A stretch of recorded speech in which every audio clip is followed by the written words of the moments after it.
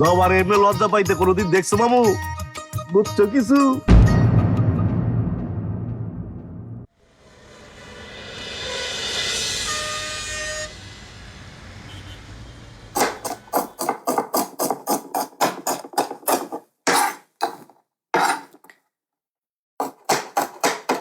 আমার অফিসে এত ঝামেলা, তার মধ্যে এসব আমাকে করতে হচ্ছে।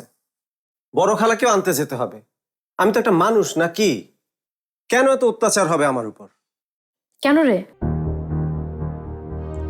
বড় খালা আসাতে তুই খুশি না? খুশি হব না কেন? এতদিন পরে আসছে। বড় খালা এলে তোকে বিয়ে দিয়ে দেবে, সেটাতেও খুশি? বিয়ে হলে কি লোকে খুশি হয় না? ওটা তো আনন্দের একটা বিষয়, তাই না? দেখ মিঠু, তোর বয়স যখন 12 বছর, তখন এই বাড়িতে আমি বউ হয়ে আসি। হ্যাঁ, আমার বয়সও তখন কম ছিল, কিন্তু কম বেশি ছোট ভাইয়ের মতো আমার হাতেই তুই বড় হয়েছিস। তোকে আমি খুব ভালো করে চিনি রে। তুই তোর কষ্ট ভিতরে চেপে রেখে হাসি মুখে ঘুরে বেড়াচ্ছিস। সেই হাসি তুই হাসবি ঠিকই, কিন্তু কোনোদিন সুখী হতে পারবি না। তোমরা তো সুখী হবে, সেটাই বা কম কি? মিঠু, তুই সুখী না হলে এই পরিবারে কেউ সুখী হবে না। কি চলতেছে? আম্মা, মা, মা দেখো তো বাবা ঠিক করে বাজার করেছে কিনা। ভাবি তো রান্না নিয়ে অনেক ব্যস্ত। ঠিকই তো আছে। তোর বাপে কই লগে আহে না কে? না, দোকানে চা খাচ্ছে। বাইতে না 2 কাপ চা খায় গেল, পোষায় না কে? আম্মা, বাবা বেশি টেনশনে থাকলে বেশি বেশি চা খায়।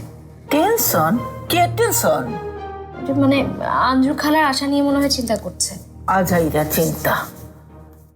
আয় মিঠু, আমার লগে ল, তাড়াতাড়ি রেডি হতে হবে। নাইমা আমাকে থোবড়াটা না দেখলে মন খারাপ হয়ে যাব।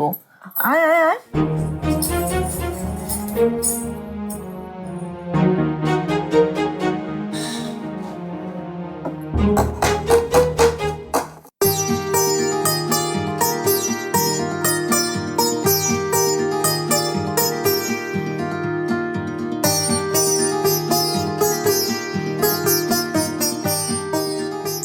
শিবুটা যে কি করে না, খালি উল্টাপাল্টা কথা কয়।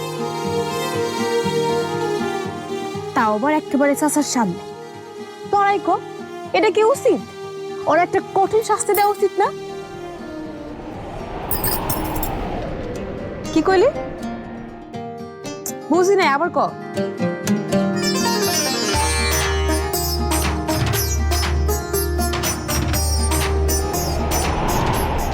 শাস্তি আমার